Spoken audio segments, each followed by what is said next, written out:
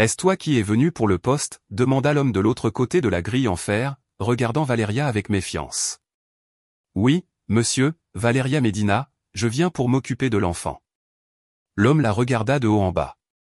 Son regard s'arrêta sur son ventre arrondi. Vous êtes enceinte de combien de mois? 7, monsieur. On ne m'a pas dit que vous étiez enceinte. Valeria serra les poings. Elle avait parcouru la moitié de Bogota en bus, dépensant ses derniers pesos pour arriver à cette maison du nord de la ville. Elle ne pouvait pas se permettre d'être refusée. Je suis parfaitement capable de travailler. J'ai vraiment besoin de ce travail, monsieur. Le portier hésita quelques secondes puis ouvrit la porte. Monsieur Herrera vous attend dans la bibliothèque. Valeria suivit le chemin de pierre, sa petite valise à la main. La maison était immense, froide, silencieuse. Elle ressemblait plus à un musée qu'à une maison. Emiliano Herrera était assis derrière un bureau en bois sombre, feuilletant des papiers. Il ne leva même pas les yeux quand elle entra. « Asseyez-vous » dit-il sans la regarder. Valeria s'assit sur la chaise en face de lui, essayant de contrôler ses nerfs. « Vous avez de l'expérience avec les enfants ayant des besoins spéciaux. Je me suis occupé de mon neveu, qui a une paralysie cérébrale, et j'ai aussi travaillé dans une maison de retraite à Caracas. » Finalement, Emiliano leva les yeux. Ils étaient gris, durs comme de la pierre. « Mon fils ne parle pas, il ne marche pas. Il a eu un accident il y a 2 ans. Il a besoin de soins 24 heures sur 24, 7 jours sur 7. Je comprends, monsieur. Vous comprenez? Emiliano s'adossa à sa chaise. Mon fils déteste les aides-soignants. Nous en avons eu 7 au cours des 6 derniers mois. Ils ont tous démissionné. Je ne démissionnerai pas, et pourquoi êtes-vous si sûr de vous? Valeria inspira profondément. Elle n'avait rien à perdre à dire la vérité. Parce que je n'ai nulle part où aller, monsieur, et parce que je sais ce que c'est que d'être brisé. Pour la première fois, Emiliano la regarda avec quelque chose qui ressemblait à de l'intérêt. Le salaire est de 1 200 000 pesos par mois. Les repas sont inclus. Vous pouvez rester dans la chambre de service si vous n'avez pas de logement. J'accepte. Parfait. Rosa vous montrera la maison. Mon fils est dans sa chambre au 2e étage. Il n'aime pas être dérangé. Valeria se leva, mais Emiliano ne la retint pas. Une dernière chose, Madame Medina. Nicolas est tout ce qu'il me reste au monde. Si vous lui faites du mal, je vous renverrai sans lettre de recommandation et je m'assurerai que vous ne trouverez plus jamais de travail nulle part. Je ne lui ferai pas de mal, monsieur. Je l'espère. Rosa, une femme âgée au visage aimable, la guida à travers les couloirs ornés de peintures et de meubles luxueux. Ne vous inquiétez pas pour monsieur Emiliano, lui chuchota-t-elle en montant les escaliers. Il est gravement blessé depuis l'accident. Il était différent avant. Que s'est-il passé exactement? Nicolas est tombé de la terrasse du 3e étage. Il est resté dans le coma pendant 3 semaines. Les médecins ont dit qu'il ne remarcherait peut-être jamais. Elles s'arrêtèrent devant une porte fermée. C'est la chambre de Nicolas. Y a-t-il quelqu'un qui veut te rencontrer? Silence. Rosa frappa doucement. Nicolas, c'est moi, Rosa. Je t'ai amené ta nouvelle aide-soignante. Je ne veux pas d'aide-soignante. Laissez-la partir, cria une voix de l'autre côté. Rosa lança un regard de pitié à Valeria. C'est toujours comme ça, au début. Valeria s'approcha de la porte. Bonjour, Nicolas. Je m'appelle Valeria. Je ne suis pas là pour te déranger. Je voulais juste dire bonjour. Tu pars? D'accord, je n'entrerai pas, mais je resterai ici si jamais tu as besoin de moi. Elle resta immobile devant la porte pendant quelques minutes en silence. Puis elle suivit Rosa jusqu'à la chambre de service. Elle était petite mais propre. Un lit simple, une armoire, une fenêtre donnant sur le jardin arrière. Vous pouvez vous reposer ici, cette Rose. Le dîner est à 19 h. Monsieur Emiliano mange dans son bureau. Nicolas n'est pas descendu dans la salle à manger depuis l'accident. Quand Rosa partit, Valeria s'assit sur le lit et posa ses mains sur son ventre. Nous y sommes, mon amour, chuchota-t-elle à son bébé.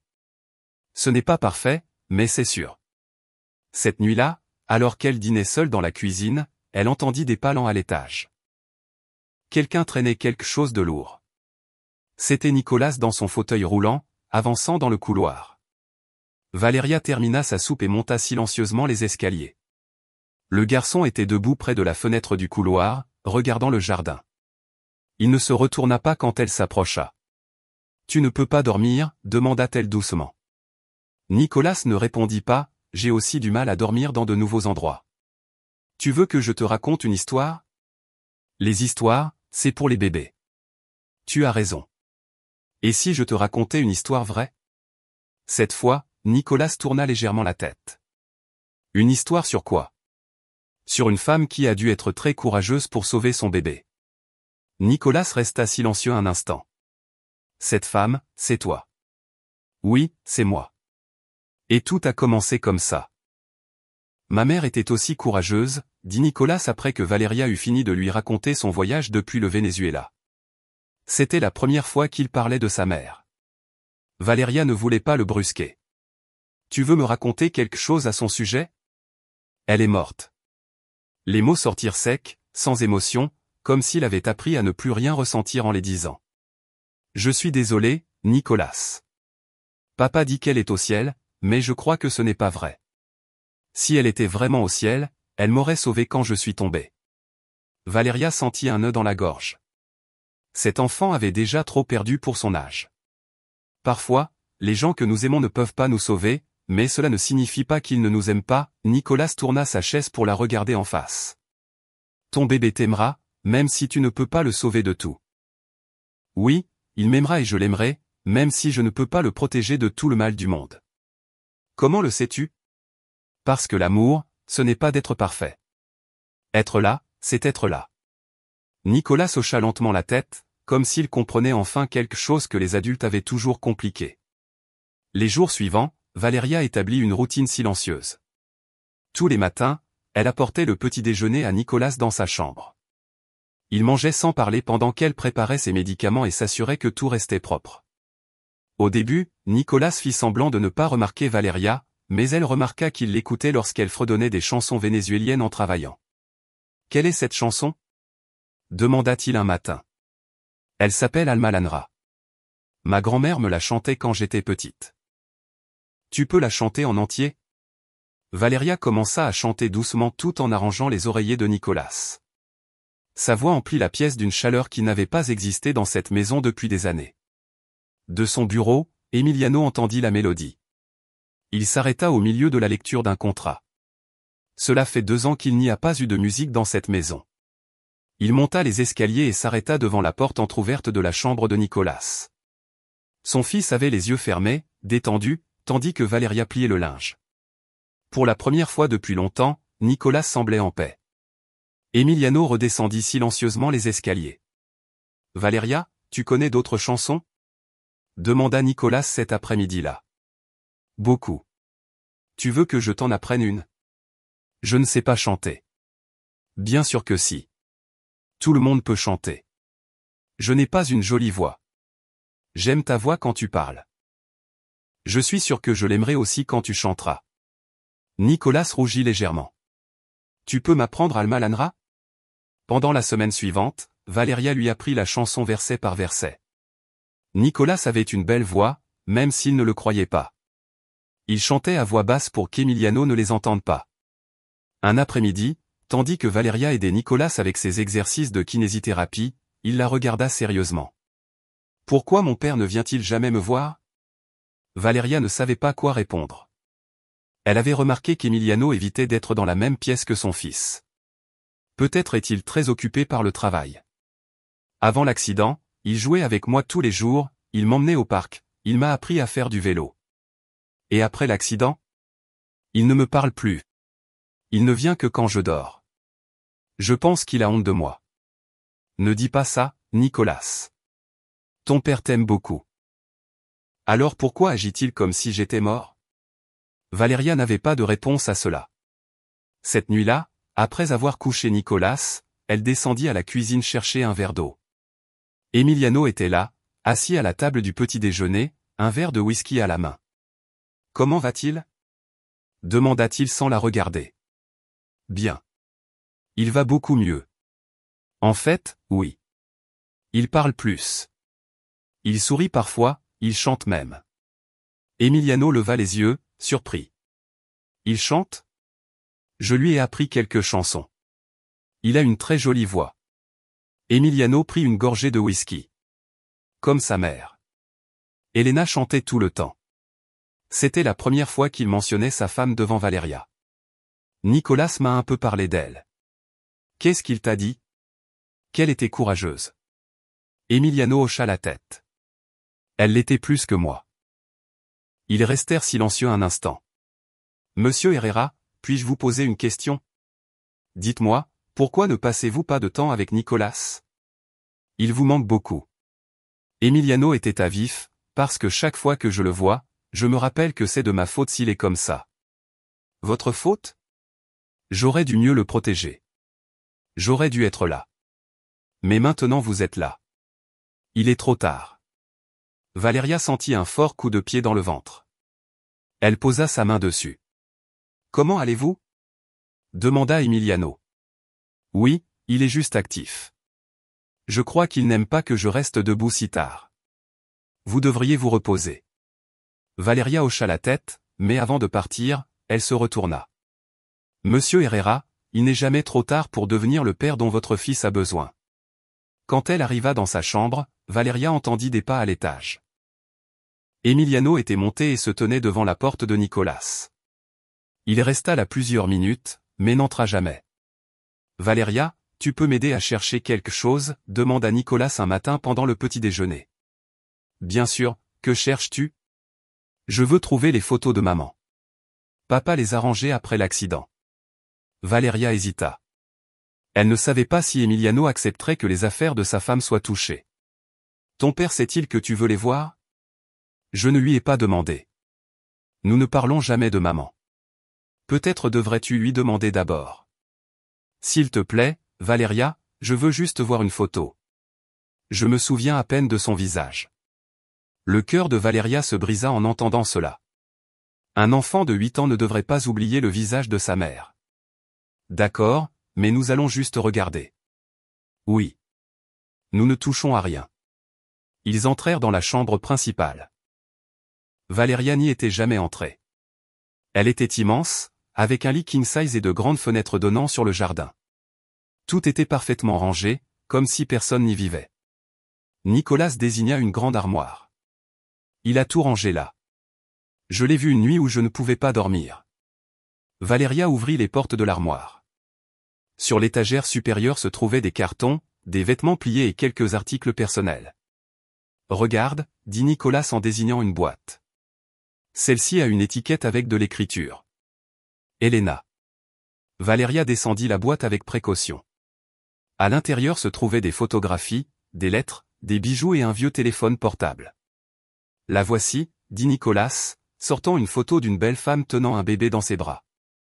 C'est ma mère avec moi le jour de ma naissance. Elena avait de longs cheveux bouclés, de grands yeux et un sourire éclatant. Elle respirait la vie. Elle était vraiment très belle, dit Valeria. Oui, et toujours joyeuse. Elle chantait en cuisinant, dansait en nettoyant la maison. Nicolas continua de feuilleter les photos. Il y en avait beaucoup de lui avec sa mère au parc, à la plage, aux anniversaires, à Noël. Pourquoi papa ne veut-il pas que je les voie? Peut-être que ça lui fait trop de mal de se souvenir. Nicolas prit le téléphone de sa mère. Tu crois qu'il fonctionne encore? Je ne sais pas. Il est éteint depuis longtemps.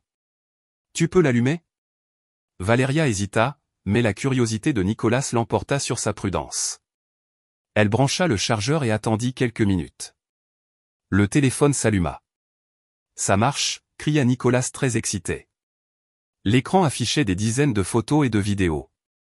Pour la première fois depuis que Valeria le connaissait, Nicolas commença à sourire en les regardant. Regarde, ici je suis en train d'apprendre à marcher et ici nous sommes à la piscine. Ils continuèrent à regarder quand une vidéo leur donna des frissons.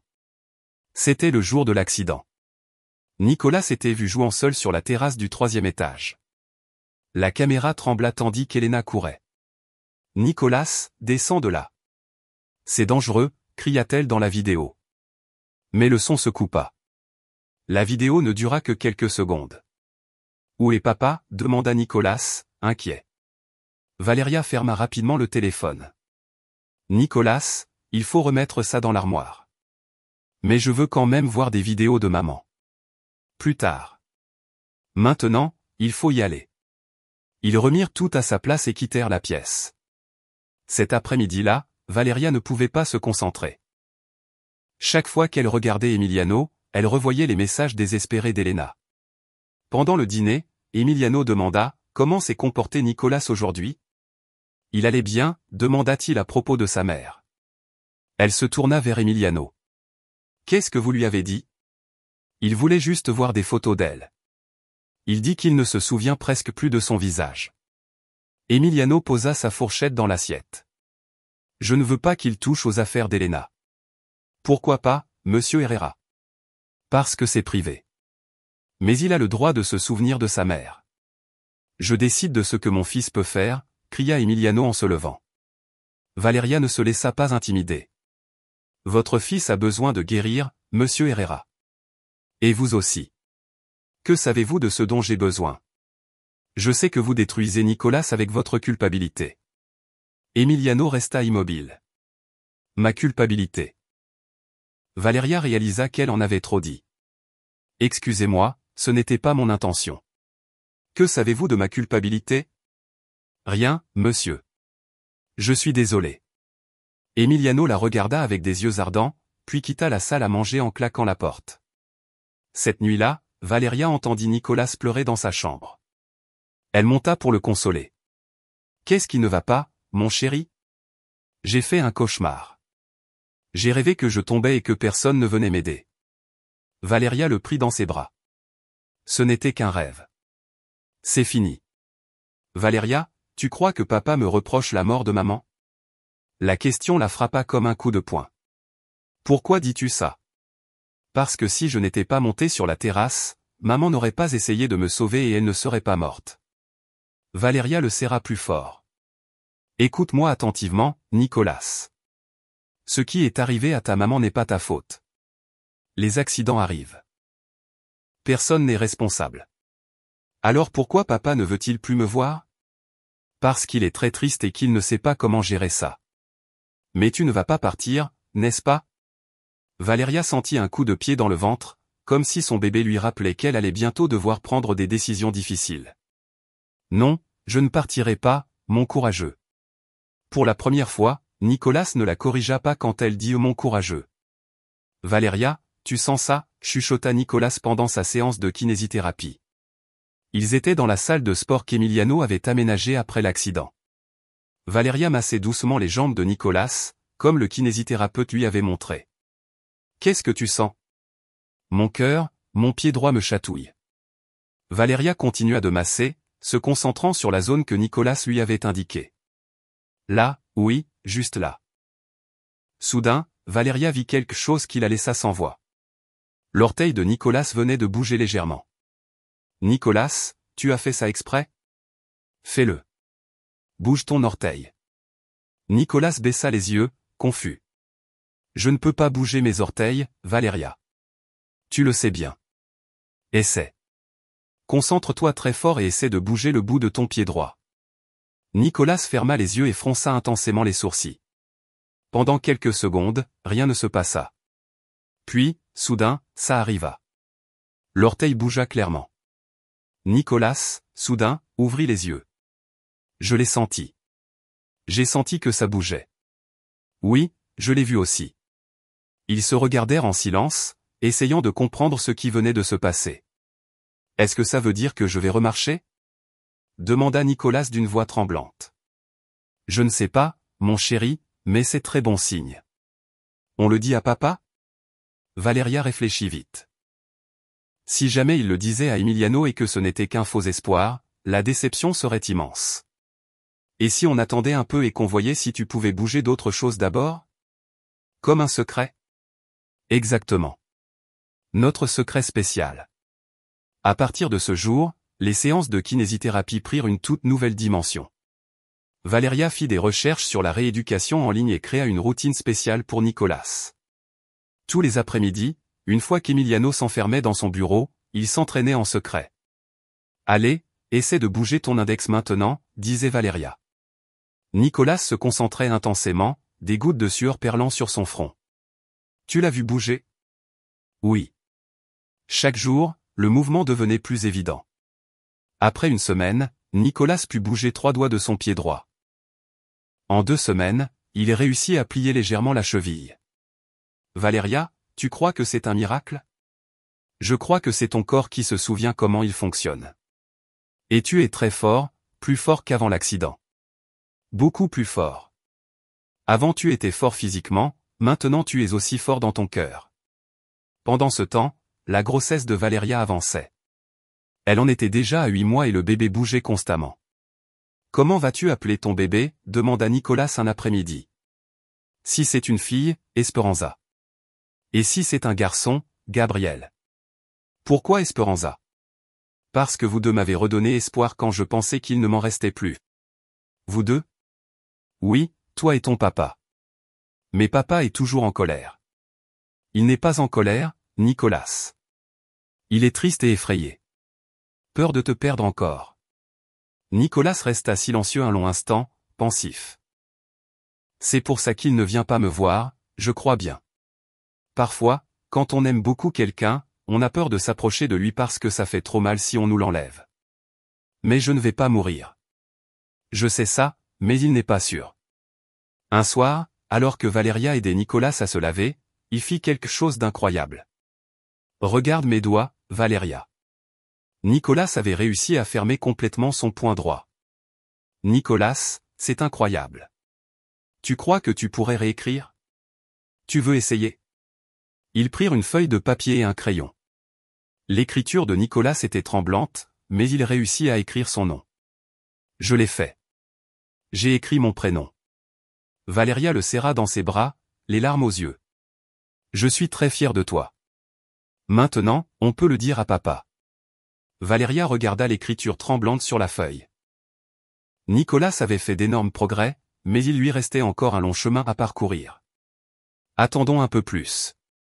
Je veux que tu puisses le surprendre avec quelque chose de vraiment spécial. Comme quoi? Qu'est-ce que tu aimerais faire pour ton papa? Nicolas réfléchit longtemps. J'aimerais pouvoir me lever et le serrer dans mes bras comme avant. Tu crois que tu pourrais essayer? Te lever juste quelques secondes. Je vais t'aider. Ils installèrent les barres parallèles dans la salle d'exercice. Valéria aida Nicolas à passer de son fauteuil roulant aux barres. Maintenant, tiens-toi fort et essaie de mettre un peu de poids sur tes jambes. Nicolas s'accrocha aux barres. Son visage devint rouge d'effort. Je n'y arrive pas, Valéria. Mes jambes ne me portent pas, ce n'est pas grave. C'est normal. On s'entraînera tous les jours. Au fil des semaines, ils pratiquèrent cet exercice quotidiennement. Chaque jour, Nicolas tenait une seconde de plus. 3 secondes, cria Valéria un jour. Tu es resté debout pendant 3 secondes. C'est vrai, c'est vrai. Tu es incroyable, Nicolas. Maintenant, on peut le dire à papa. Valéria sentit une forte contraction. Le bébé allait naître bientôt. Bientôt, ma chère, très bientôt.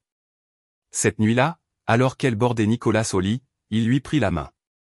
Valéria, quoi qu'il arrive, je veux que tu saches quelque chose. Quoi?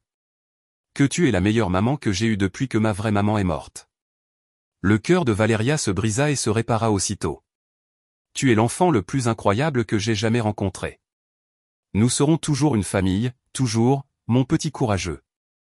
Mais au moment même où elle prononça ces mots, Valéria sentit une autre contraction. Le bébé allait naître bientôt et elle ne savait toujours pas ce qui allait se passer ensuite. Pour la première fois depuis qu'elle était arrivée dans cette maison, elle eut peur de l'avenir. Le téléphone sonna alors que Valéria aidait Nicolas avec ses exercices du matin. Bonjour, Valéria. C'est Carmen, ton amie de Quito. Comment vas-tu, ma chère? Valéria s'éloigna un peu pour que Nicolas ne l'entende pas. Bonjour, Carmen. Je vais bien, je travaille. J'ai une nouvelle incroyable. Tu te souviens de ma belle-sœur, le docteur? Elle a réussi à te trouver un traitement gratuit à l'hôpital où elle travaille. Et j'ai une chambre de libre à la maison. Tu peux venir quand tu veux. Le cœur de Valéria s'accéléra. Carmen, écoute-moi attentivement. Ici, tu auras tout ce qu'il te faut pour ton bébé. Un travail stable, tes papiers en règle et tu ne seras pas seul. En Colombie, tu es en situation irrégulière. S'il arrive quoi que ce soit pendant l'accouchement, personne ne t'aidera. Je suis déjà installé ici, Carmen. Je me suis installé pour m'occuper de l'enfant d'un étranger. Valeria, pense à ton bébé. Ici, tu auras un vrai avenir. Après avoir raccroché, Valeria s'assit dans le couloir, les mains sur le ventre. Carmen avait raison. En Colombie, elle était une immigrante illégale. Si Emiliano la renvoyait, elle n'aurait aucun moyen de trouver un autre travail. Et avec un nouveau-né, ce serait encore plus difficile. Tu vas bien? Demanda Nicolas depuis sa chambre. Oui, mon amour. J'arrive. Mais Nicolas avait entendu une partie de la conversation. Quand Valeria entra dans la pièce, il resta silencieux, regardant par la fenêtre. Qui était-ce? Une amie de l'Équateur. Tu veux partir avec elle? Valeria ne savait pas quoi répondre. Nicolas, c'est normal que tu veuilles que je parte. Je comprends que tu ne peux pas rester ici pour toujours. Ce n'est pas que je veux que tu partes, mais il faut que tu penses à ton bébé, non? La maturité de Nicolas la surprenait chaque jour. Oui, je dois penser à mon bébé. Quand pars-tu? Je n'ai encore rien décidé. Mais au fond de son cœur, Valeria savait que Carmen avait raison. Elle devait partir. Les jours suivants, elle appela plusieurs fois Carmen pour organiser le voyage. Elle décida de partir 3 semaines avant la naissance du bébé. Nicolas devint plus silencieux. Il ne posa plus de questions sur son départ, mais Valeria remarqua qu'il la regardait différemment, comme s'il voulait mémoriser son visage. Un soir, après avoir couché Nicolas, Valeria descendit boire un verre d'eau. Elle trouva Emiliano dans la cuisine, plongé dans ses dossiers. « Comment va Nicolas » demanda-t-il sans lever les yeux. « Bien, il s'améliore chaque jour. »« Je suis content de l'entendre. » Valeria hésita. Elle ne lui dit pas encore qu'elle allait partir. Elle préféra attendre d'avoir tout organisé. « Monsieur Herrera, puis-je vous poser une question? » Allez-y, pourquoi ne passez-vous pas plus de temps avec Nicolas? Il vous manque beaucoup. Emiliano posa les papiers sur la table. C'est compliqué, Valeria. Ça ne devrait pas l'être. Vous n'avez qu'à être son père. Je ne suis pas un bon père. Je l'ai déjà prouvé. Pourquoi dites-vous cela? Emiliano la regarda pour la première fois depuis des semaines. Parce que quand mon fils avait le plus besoin de moi, je n'étais pas là. Mais maintenant vous êtes là. Il est trop tard. Emiliano se leva de la table. Vous ne comprenez pas. J'ai tué ma femme et j'ai détruit mon fils. Je ne mérite pas une seconde chance. Il partit, laissant Valeria le cœur lourd. Le lendemain, Nicolas fut particulièrement silencieux pendant ses exercices. Qu'est-ce qui ne va pas, mon petit? Valeria, si tu pars, tu m'oublieras. Je ne t'oublierai jamais, Nicolas, mais tu ne me verras plus. Valeria ne savait pas quoi répondre. Puis-je te demander une faveur? Tout ce que tu veux. Tu m'aiderais à écrire une lettre pour mon papa? Qu'est-ce que tu veux lui dire? Que ce qui est arrivé à maman n'était pas de sa faute et que je lui pardonne. Tu lui pardonnes? Oui, j'y ai beaucoup réfléchi. Maman n'est pas morte à cause de papa. Elle est morte en essayant de me sauver parce qu'elle m'aimait beaucoup. Valeria sentit les larmes monter à ses yeux. Tu es très sage, Nicolas. Tu m'aides à écrire? Bien sûr. Ils passèrent tout l'après-midi à écrire. Nicolas dictait et Valeria écrivait de sa plus belle plume. Cher papa, je sais que tu penses que ce qui est arrivé à maman est de ta faute, mais je ne le crois pas. Maman est morte parce qu'elle m'aimait et voulait me sauver. Ce n'est pas ta faute. Je sais aussi que tu ne viens pas me voir parce que ça te fait trop mal. Moi aussi, ça me fait mal de ne pas t'avoir près de moi. Valeria m'a appris que l'amour ne consiste pas à être parfait, il s'agit d'être là. Je veux que tu sois là avec moi. Je t'aime, papa. Et maman t'aimait aussi. Elle ne voudrait pas que nous soyons tristes pour toujours. Ton fils, Nicolas. PS Valeria m'a sauvé quand tu n'as pas pu, mais maintenant, tu peux me sauver aussi. Quand ils eurent fini, Nicolas plia la lettre avec précaution. Où vas-tu la mettre? Demanda Valeria. Sous l'oreiller de papa, pour qu'il la trouve quand il ira dormir. Cette nuit-là, Nicolas réussit à se rendre dans la chambre de son père en fauteuil roulant. Il glissa la lettre sous l'oreiller et retourna dans sa chambre. Mais quand Valéria alla coucher Nicolas, elle trouva la lettre sur sa table de chevet. « Pourquoi ne l'as-tu pas laissée dans la chambre de ton papa ?»« J'ai eu peur, » confessa Nicolas. « Et s'il se fâche ?»« Il ne se fâchera pas, mon amour. Tu peux la lui donner toi-même. » Valéria prit la lettre. C'était la dernière chose qu'elle pouvait faire pour Nicolas avant de partir. « D'accord, je la lui donnerai. » Mais quand elle arriva devant la chambre d'Emiliano, la porte était fermée. Elle resta là, la lettre à la main, ne sachant pas quoi faire. Finalement, elle la glissa sous la porte et retourna dans sa chambre. Cette nuit-là, alors qu'elle préparait sa valise, Valéria relut une copie de la lettre qu'elle avait gardée secrète. Pour la première fois depuis qu'elle avait pris la décision de partir, elle pleura. Elle pleura pour Nicolas, qui était sur le point de perdre une autre personne importante dans sa vie. Elle pleura pour Emiliano, trop lâche pour prendre son fils dans ses bras, et elle pleura pour elle-même, parce qu'elle était sur le point de quitter le seul endroit où elle s'était sentie chez elle depuis son arrivée du Venezuela. « Valéria, tu as déjà acheté ton billet ?» demanda Nicolas pendant le petit déjeuner. Valéria faillit s'étouffer avec son jus. « Comment le sais-tu ? Je t'ai entendu parler au téléphone hier. Tu as dit que tu partais lundi. Il restait exactement une semaine. » Valéria avait reporté de le dire à Nicolas. « Oui, mon amour. Je pars lundi. » Nicolas hocha la tête comme s'il l'avait déjà accepté. « Tu peux m'aider à faire quelque chose avant de partir ? Tout ce que tu veux.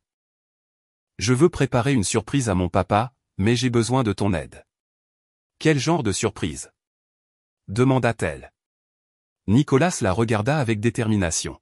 « Je veux marcher jusqu'à lui. » Valéria sentit un nœud dans l'estomac. « Nicolas, tu ne peux pas encore marcher. Mais je peux me lever et peut-être faire un pas. » « Justin.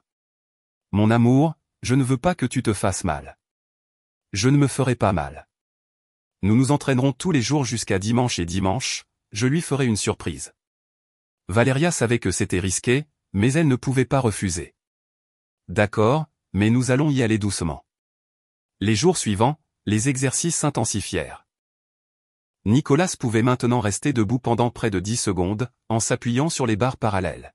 « Tu crois que je pourrais faire un mouvement ?» demanda-t-il après une séance particulièrement difficile.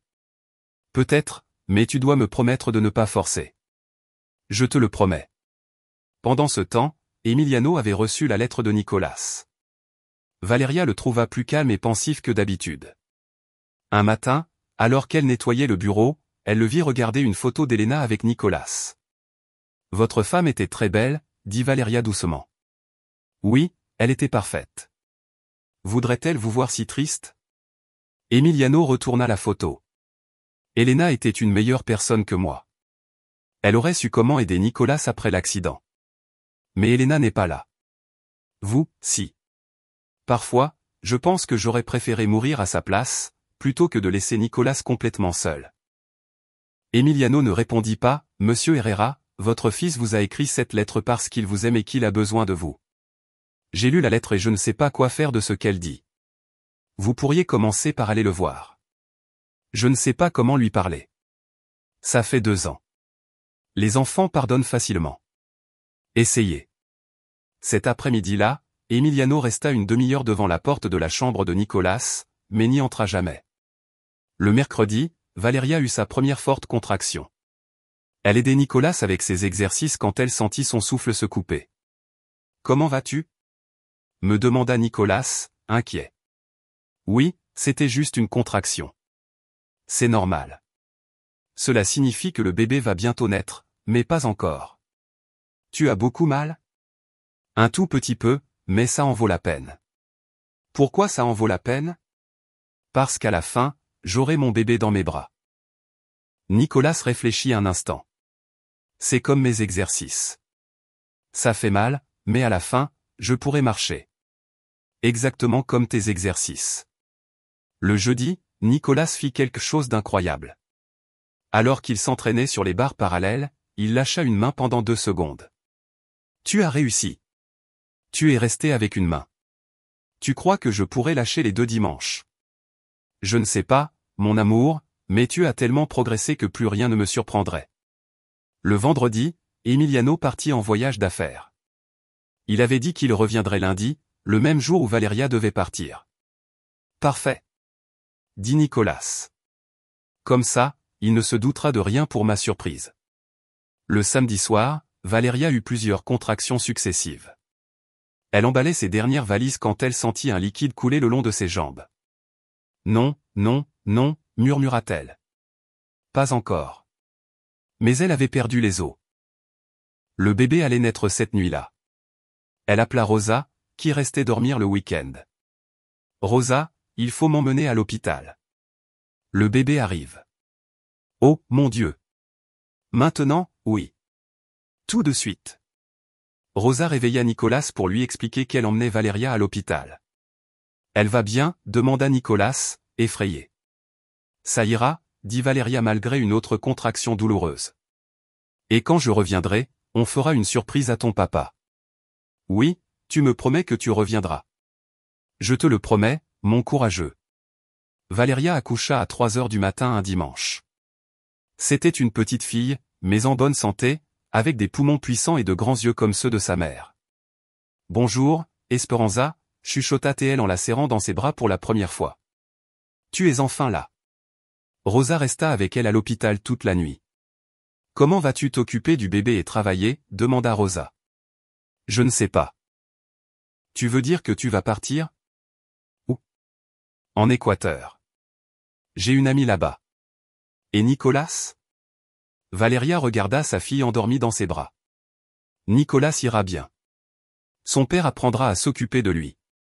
Mais en disant ces mots, elle-même n'y croyait pas. Le dimanche après-midi, Rosa la ramena à la maison. Nicolas attendait impatiemment à la porte. Valeria, tu es de retour? C'est Esperanza. Ma sœur? Oui, ta sœur. Enfin, pas de sang, mais de cœur. Nicolas toucha doucement la petite main du bébé. Bonjour, Esperanza. Je suis ton grand frère, Nicolas. Le bébé ouvrit les yeux et sembla le regarder droit dans les yeux. Je crois qu'elle t'aime bien, dit Valeria en souriant. Valeria, on peut encore faire une surprise à papa. Tu es sûre? Tu viens de rencontrer ta sœur. Oui, mais papa rentre demain et toi tu pars demain. C'est notre dernière chance. Valeria savait qu'il avait raison. D'accord, on va essayer.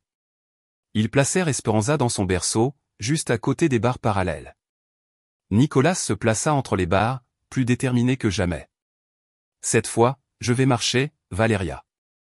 Je le sens ici, dit-il en touchant sa poitrine. Eh bien, allons-y, mon courageux. Emiliano arriva un jour plus tôt que prévu. Son vol du matin avait été annulé et il avait réussi à prendre un vol de nuit. Il était 21 heures lorsque le taxi s'arrêta devant la maison. Il était fatigué après 3 jours de réunion, mais quelque chose avait changé en lui. La lettre de Nicolas l'avait tenu éveillé pendant tout le voyage. Valeria m'a sauvé quand tu n'as pas pu, mais maintenant, tu peux aussi. Ces mots résonnaient encore et encore dans sa tête. Il ouvrit la porte principale silencieusement, pensant que tout le monde dormait, mais il entendit des voix et des rires venant de la terrasse. 2 ans s'étaient écoulés depuis qu'il avait entendu des rires dans cette maison. Il s'approcha sans faire de bruit. La porte de la terrasse était entr'ouverte. Il jeta un coup d'œil à l'intérieur. Ce qu'il vit le paralysa. Nicolas était entre les barres parallèles, en sueur, concentré, mais souriant. Valeria était à ses côtés, l'encourageant doucement. Dans un petit berceau, un bébé dormait paisiblement. « Allez, Nicolas. Je sais que tu peux le faire, dit Valeria. Juste un petit pas, un tout petit. Tu es sûr que tu me rattraperas si je tombe? Je te promets que tu ne tomberas pas. Et si c'était le cas, je suis là. » Nicolas lâcha sa main droite, puis la gauche. Emiliano retint son souffle. Son fils était debout. Seul, sans aide. Oui, Valeria, je suis debout. Oui, tu es incroyable. Nicolas leva son pied droit, tremblant, et le posa devant lui. Un petit pas, hésitant, mais un vrai pas, j'ai marché. J'ai fait un pas. Valeria avait les larmes aux yeux. Mon courageux, tu as réussi. Nicolas tenta un deuxième pas, mais perdit l'équilibre. Valeria le rattrapa avant qu'il ne tombe et l'aida à remonter dans son fauteuil roulant. Tu as vu? J'ai marché d'un pas entier. Je l'ai vu, mon amour. Je suis très fier de toi. Tu crois que papa sera ému quand je lui montrerai demain? Il le sera énormément. À ce moment-là, le bébé commença à pleurer doucement. Valeria le prit dans ses bras. Silence, Esperanza. Tout va bien. Pourquoi elle pleure? Demanda Nicolas. Elle a faim. Les bébés mangent toutes les 2 heures. Je peux t'aider à la nourrir? Bien sûr, tu es son grand frère. Emiliano ne pouvait pas bouger, il ne pouvait pas croire ce qu'il voyait. Son fils avait marché. Son fils souriait. Son fils avait une sœur et Valeria. Valeria avait fait ce qu'il n'avait pas pu faire en 2 ans. Soudain, Nicolas se tourna vers la porte, ensemble. Emiliano réalisa qu'il n'était plus caché. Il resta à la porte, les larmes coulant sur ses joues. Papa, tu m'as vu? Emiliano ne pouvait pas parler. Il hocha simplement la tête. J'ai marché.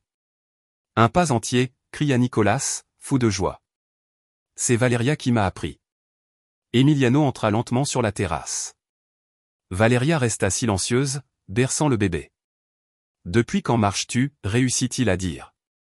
Il y a 3 semaines, j'ai commencé à bouger mes orteils, puis à me tenir debout. Aujourd'hui, c'est la première fois que je fais un pas complet. Pourquoi ne me l'as-tu pas dit? Demanda Nicolas, regardant Valeria puis son père. Parce que je voulais que ce soit une surprise et parce que je pensais que ça ne te dérangerait pas, ces mots frappèrent Emiliano comme un coup de poing dans l'estomac. Que ça ne me dérangerait pas? Papa, ça fait 2 ans que tu n'es pas venu me voir. Je croyais que tu ne m'aimais plus. Emiliano s'agenouilla devant le fauteuil roulant de son fils. Nicolas, écoute-moi attentivement. Tu es la chose la plus importante dans ma vie. La seule chose importante dans ma vie. Alors pourquoi tu ne viens jamais dans ma chambre? Parce que je suis un lâche. Parce que chaque fois que je te vois, je me souviens de ce que je t'ai fait. Papa, tu ne m'as rien fait. C'était un accident. J'aurais dû être là. J'aurais dû mieux prendre soin de toi. Nicolas prit les mains de son père. Mais maintenant tu es là et moi aussi. Et je remarcherai. Pour la première fois en 2 ans, Emiliano serra son fils fort dans ses bras, comme s'il voulait compenser tous les câlins perdus. Je suis tellement désolé, mon petit. Je suis tellement désolé. Ça n'a plus d'importance, papa. L'important, c'est que tu ne partes plus. Je ne partirai plus jamais, je te le promets. Valeria les regarda en silence, le cœur rempli d'espoir. Elle savait que c'était le moment que Nicolas attendait depuis 2 ans. Papa, dit Nicolas quand ils se séparèrent de l'étreinte. Je veux te présenter quelqu'un. C'est Esperanza, ma petite sœur. Emiliano regarda Valeria pour la première fois depuis qu'il était entré. Quand est-elle née? La nuit dernière, répondit Valeria doucement. Vous allez bien? Oui, nous allons bien toutes les deux. Emiliano s'approcha pour mieux voir le bébé. Esperanza avait les yeux grands ouverts et le regardait avec curiosité. Elle est magnifique, dit-il. Comme sa mère. Valeria rougit. Papa, tu peux la porter? Demanda Nicolas. Je crois qu'elle veut te rencontrer. Emiliano hésita. Je ne sais pas. Ça fait si longtemps que je n'ai pas eu de bébé. C'est facile, dit Valeria en lui tendant Esperanza. Il faut juste lui soutenir la tête. Quand Emiliano prit le bébé dans ses bras, son visage changea. Il s'adoucit, se remplissant d'une tendresse qu'il n'avait pas montrée depuis des années. Bonjour, petite Esperanza, murmura-t-il. Je suis le papa de ton grand frère. Elle est parfaite, dit Nicolas. Valeria dit que je l'aiderai à s'en occuper quand je pourrai bien marcher. Emiliano regarda Valeria. Vous restez? Valeria baissa les yeux. Monsieur Herrera, je. S'il te plaît, reste, cria Nicolas rapidement. Papa, dis-lui de rester. Nous sommes une famille maintenant. Emiliano continua de regarder Valeria. Voulez-vous rester? Valeria regarda Nicolas, puis Emiliano tenant sa fille. Puis elle regarda de nouveau Nicolas. Oui, chuchota TL. Oui, je veux rester. Vraiment, cria Nicolas. Tu ne pars pas demain. Je ne pars pas demain. Je ne pars plus du tout. Nicolas laissa échapper un cri de joie si fort qu'Esperanza se réveilla et se mit à pleurer. Mais c'étaient des larmes de bonheur, les larmes d'un bébé dans une maison qui était enfin revenu à la vie. 6 mois plus tard, Nicolas, dépêche-toi, tu vas être en retard, cria Valeria depuis la cuisine. J'arrive, je mets juste mes chaussures. Emiliano descendit les escaliers, Esperanza dans les bras. La petite fille avait 9 mois et commençait à dire ses premiers mots. Elle a encore dit au papa, demanda Valeria en souriant. Non, aujourd'hui, c'est nouveau. Vas-y, dis-le, Esperanza. Le bébé regarda Valeria et dit clairement, maman. Valeria resta figée, les yeux remplis de larmes. Elle a dit maman. Son premier mot complet, confirma Emiliano. Et elle l'a dit à toi. Nicolas apparut dans la cuisine, vêtu de son uniforme scolaire et son sac à dos sur le dos. Ouf, dit-il, maman, c'est génial. Il était temps qu'elle reconnaisse sa vraie maman. Valeria serra Esperanza dans ses bras, émue. Bonjour, mon amour. Alors maintenant tu sais qui est ta maman. Maman, répéta Esperanza, touchant son visage. Bon, tu peux arrêter d'être si mignonne, dit Nicolas. Papa, tu me déposes à l'école? Bien sûr. Tu es prêt pour ta présentation? Nicolas devait faire une présentation intitulée « Ma famille » à sa classe. C'était son premier jour de retour à l'école depuis l'accident. Oui, j'ai les photos et ma lettre. Depuis plusieurs semaines, Nicolas préparait une lettre sur sa famille à lire en classe. Il ne voulait pas que Valeria ou Emiliano la lisent en premier, car c'était une surprise. « Tu es nerveux ?» demanda Valeria. Un peu, mais plus excité que nerveux. Pourquoi? Parce que je vais raconter la plus incroyable des histoires. Dans la voiture, en route pour l'école, Nicolas répéta sa présentation à voix haute. Son nom est la famille que personne n'attendait. Tu aimes le titre? Demanda-t-il à Emiliano. J'adore. Et de quoi vas-tu parler? De comment parfois les meilleures familles ne sont pas celles où l'on est, mais celles que l'on choisit. Emiliano sentit sa gorge se serrer. C'est très sage, mon fils. Je l'ai appris de Valeria.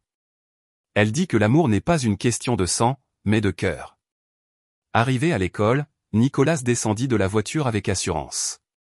Il boitait légèrement, mais il n'avait plus besoin de béquilles ni de canne. Papa, oui. Merci d'être redevenu mon papa. Merci de ne pas avoir abandonné. Merci de m'avoir donné une autre chance, mon fils. Emiliano l'observa marcher vers l'entrée de l'école. D'autres enfants le saluèrent, surpris de le voir marcher.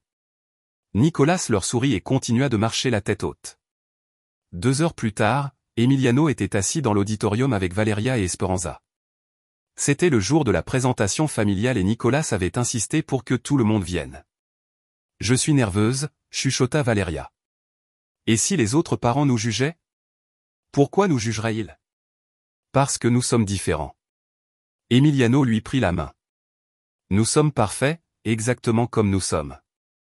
Quand ce fut le tour de Nicolas, il monta sur scène lentement, mais fermement. Il se tint devant le microphone et sortit sa lettre. Bonjour, je m'appelle Nicolas Herrera et je vais vous parler de ma famille. Sa voix était claire et assurée. Il y a 2 ans, ma famille était très différente. C'était mon père, ma mère et moi. Nous étions heureux. Mais alors quelque chose de très triste est arrivé. Ma mère est morte dans un accident et je me suis retrouvé en fauteuil roulant. Valeria sentit son cœur se serrer. Elle ne savait pas que Nicolas allait parler de l'accident. Mon père et moi avons été très tristes pendant longtemps, si tristes que nous avons presque oublié comment nous aimer. Mais alors quelqu'un de spécial est apparu. Nicolas chercha Valeria dans le public et lui sourit. Elle s'appelle Valeria et elle est venue de très loin pour s'occuper de moi. Au début, je ne l'aimais pas parce que je pensais que personne ne pouvait remplacer ma mère, mais Valeria n'a jamais essayé de la remplacer. Elle a juste essayé de m'aimer. Valeria pleurait déjà. Valeria m'a appris qu'on peut réapprendre à marcher, mais plus important encore, on peut réapprendre à rire. Elle a aussi appris à mon père que nous pouvions recommencer à vivre. Emiliano serra encore plus fort la main de Valeria. Et puis ma sœur Esperanza est arrivée. Elle n'est pas ma sœur de sang, mais c'est ma sœur de cœur. Et Valeria n'est pas ma mère de sang, mais c'est ma mère de cœur. Nicolas s'inspira profondément avant de continuer. Ma famille est différente parce que nous ne sommes pas nés ensemble, nous nous sommes choisis. Et je pense que cela la rend encore plus spéciale, car quand vous choisissez votre famille, c'est pour toujours. L'auditorium resta dans un silence complet. Mon père dit que les plus belles choses de la vie arrivent quand on s'y attend le moins. Nous ne nous attendions pas à devenir une famille, mais nous le sommes et c'est parfait tel quel. Nicolas plia sa lettre et sourit. C'est ma famille. La famille que personne n'attendait, mais que tout le monde avait besoin de voir exister. Les applaudissements furent assourdissants. Les parents et les enseignants se levèrent, beaucoup les larmes aux yeux. Quand Nicolas descendit de scène, il courut vers eux. Enfin, il marcha rapidement, ce qui pour lui était l'équivalent de courir. Alors, ça leur a plu, demanda-t-il en les serrant tous dans ses bras. C'était parfait, dit Valeria. Tu es parfait. Je suis très fier de toi, dit Emiliano, et très fier de notre famille. Esperanza tendit ses petits bras vers Nicolas et il la prit doucement dans ses bras. Tu as entendu ma présentation, Esperanza. C'était pour nous. Maman, dit Esperanza, désignant Valeria. Oui, c'est notre maman, confirma Nicolas. Et c'est notre papa. Et moi, je suis ton grand frère et ensemble, nous sommes les Herrera Medina. En sortant de l'école, un professeur s'approcha d'eux. Excusez-moi, je voulais juste vous dire que la présentation de Nicolas était la plus belle que j'ai entendue en 20 ans d'enseignement. Merci, répondit Valeria. Non, merci à vous. Ce sont des familles comme la vôtre que le monde devrait voir plus. Dans la voiture, sur le chemin du retour, Nicolas demanda, « Papa, tu te souviens de ce que tu m'as dit le jour où Valeria est arrivée à la maison? Qu'est-ce que je t'ai dit? Que parfois les plus belles choses arrivent quand on s'y attend le moins. Oui, je me souviens. Tu avais raison. Nous ne nous attendions pas à ce que Valeria devienne notre famille. Nous ne nous attendions pas à ce qu'Esperanza devienne ma sœur. Et je crois que Valeria ne s'attendait pas à ce que nous devenions son foyer. Non, dit Valeria. Je ne m'y attendais vraiment pas. Mais, es-tu heureuse que ce soit arrivé? Je suis si heureuse que ce soit arrivé. Moi aussi, dit Emiliano. Je ne changerai rien à notre histoire. Même pas les moments tristes? Demanda Nicolas. Même pas les moments tristes, car sans eux, nous ne serions jamais arrivés aussi loin. Arrivés à la maison, Valeria prépara le déjeuner pendant qu'Emiliano aidait Nicolas avec ses devoirs et qu'Esperanza jouait dans sa chaise haute. C'était un après-midi ordinaire, parfaitement normal, et c'était précisément ce qui le rendait extraordinaire, car après tant de douleur, tant de peur, tant de solitude, ils avaient trouvé quelque chose qui semblait impossible, une seconde chance d'être heureux. Il n'y avait aucune promesse que tout serait parfait pour toujours, mais ils avaient appris que la perfection n'était pas nécessaire pour être une famille. Ce qu'il fallait, c'était de l'amour et l'amour ne leur manquait pas. Cette nuit-là, quand tout le monde dormait, Emiliano et Valeria s'assirent sur la terrasse comme ils le faisaient toutes les nuits. « À quoi penses-tu » demanda Emiliano. « Je pense qu'il y a un an, je traversais la frontière, effrayé, ne sachant pas ce qui allait m'arriver. Et maintenant je sais exactement où est ma place. » « Où ça ?»« Ici, avec toi, à la maison. » Emiliano la serra dans ses bras. « Cette maison sera toujours la tienne, Valeria. Ils seront toujours nos enfants et je serai toujours reconnaissant que le destin les ait amenés à nous. Ce n'est pas le destin qui m'a amené ici, Emiliano. C'est l'amour. Quelle est la différence? Le destin arrive sans que nous le choisissions. L'amour est une décision que nous prenons tous les jours et c'est toi qui le choisis. Tu nous choisis chaque jour, chuchota Valeria, pour le reste de ma vie. Et ainsi, dans une maison qui avait été silencieuse pendant 2 ans, une famille complètement inattendue choisit de s'aimer, non pas parce que c'était facile ou parce que c'était parfait, mais parce que c'était réel. Et ce qui est réel, même si c'est compliqué, en vaut toujours la peine. Fin. Chers amis, cette merveilleuse histoire de Valeria, Nicolas, Emiliano et la petite Esperanza nous montre que les familles les plus précieuses ne naissent pas toujours du sang, mais du cœur. Comme le dit Nicolas dans sa présentation, quand vous choisissez votre famille, c'est pour toujours. Cette histoire d'amour, de résilience et de seconde chance nous rappelle qu'il n'est jamais trop tard pour guérir, pardonner et reconstruire quelque chose de beau des cendres de la douleur. Si cette histoire vous a touché autant que nous, n'oubliez pas d'aimer la vidéo et de la partager avec les personnes spéciales qui croient elles aussi au pouvoir transformateur de l'amour. Vous voulez découvrir plus d'histoires comme celle-ci? Abonnez-vous à notre chaîne et activez la cloche pour ne manquer aucune de nos histoires émouvantes. Chaque histoire que nous partageons est remplie de leçons sur la vie, l'amour et l'espoir.